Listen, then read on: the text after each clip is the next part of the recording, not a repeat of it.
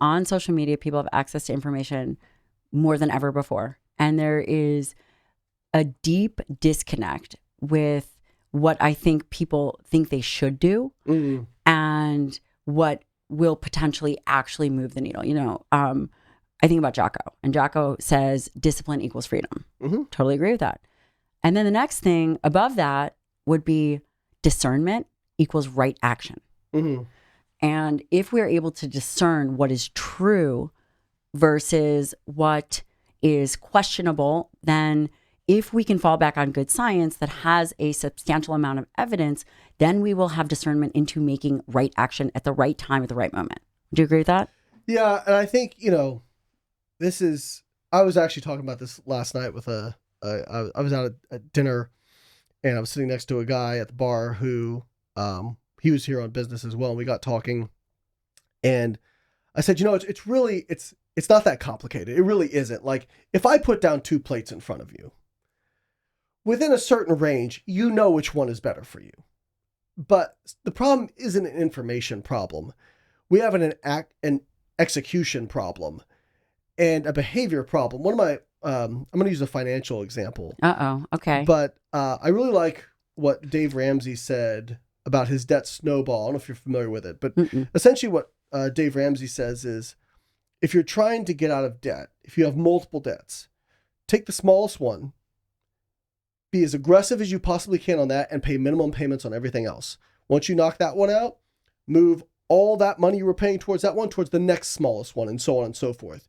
And people have criticized this. That's stupid. Like, you should pay down the highest interest rate first. And his response is beautiful. He said, yeah, if we were doing math, that would make sense.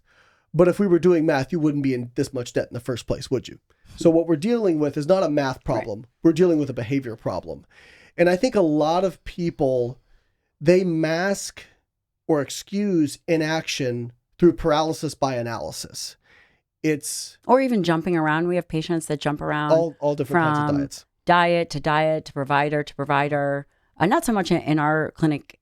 Because then you never have to take personal responsibility for your own choices. And I will say, when it comes to calories in, calories out, I definitely agree it's there. There are potentially nuances. For example, I know that during menopause, the data doesn't show that menopause just overtly causes weight gain. I really struggle with this because in my mind, I see a lot of patients that go through midlife and calories in, calories out, they go through menopause and then they gain weight. But then I worked on some of the early studies out of Layman's lab, and these were the first studies of their kind, and really looking at postmenopausal women, diet and exercise, and it works. Right. And then, when I think I'd be happy to address. Okay, yes. And then one more thing about this carbohydrate insulin model. I am guessing that, and if you guys notice, Layne is very particular about what his statements are. I think if the average American is eating 300 grams of carbohydrates a day and they are sedentary individuals, that is probably too much. We have to think about quality weight loss. If we reduce, I know, some of the other studies, when we reduced carbohydrates to 120 grams, we saw multiple percentage decrease in triglycerides. Yeah.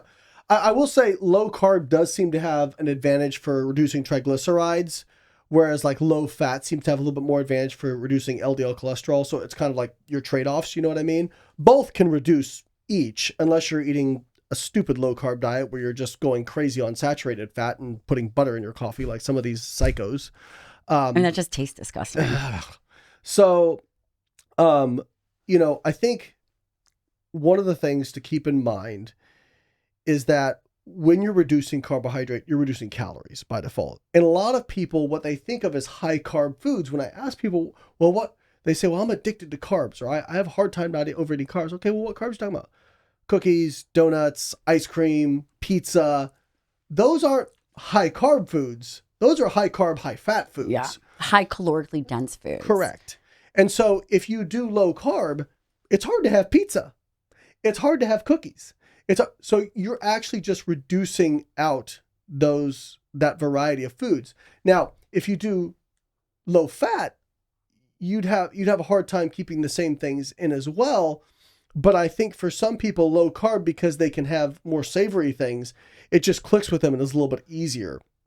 but not for everybody. But what I would say is when you look at, because people will ask me, well, Layne, how do you explain the mechanism? Like insulin goes up, it blocks lipolysis. Like, so how does this work? What you have to realize is, again, you're doing trade-offs. Carbs and fats think of those as more of just fuel sources. Protein is kind of your building blocks. I am drastically oversimplifying because you can also use amino acids for fuel. They can be oxidized. But let's just take carbohydrates and fats. And it's so funny when people go, well, Layne's obviously never heard of the Randall cycle. No, I've heard of the Randall cycle. But have you heard of the reverse Randall cycle by Bob Wolf? So let's take two extremes. Low carb, high fat, high carb, low fat. If you eat a high fat, low carb diet, you will increase your rate of fat oxidation. Because you are eating more fat. Because you're eating more fat and you're eating low carb, so insulin's low. If you eat a low fat, high carb diet, you will not burn nearly as much fat because insulin is higher.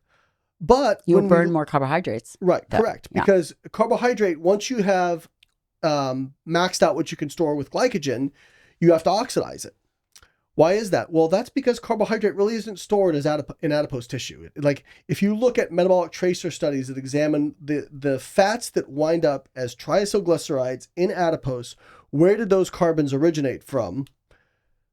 98% or over 98% originates from dietary fat. Less than 2% came from carbohydrate. So, and again, these are metabolic tracer studies where they've labeled carbons and seen where they've gone. Carbohydrate has to be oxidized. So downside is if you're oxidizing carbohydrate, you're not oxidizing fat. But also on a low fat, high carb diet, okay, you're not burning much fat, but you're also not storing much fat. On a high fat, low carb diet, you're burning a lot of fat, but you're also storing a lot of fat. And fat loss is not just fat burning, it's the amount of fat you burn versus the amount of fat you store, right? Just like net protein balance is the amount of protein synthesis versus the rate of protein degradation, right? You can have synthesis go up theoretically, but if degradation exceeds it, you're still in a net negative protein balance, right?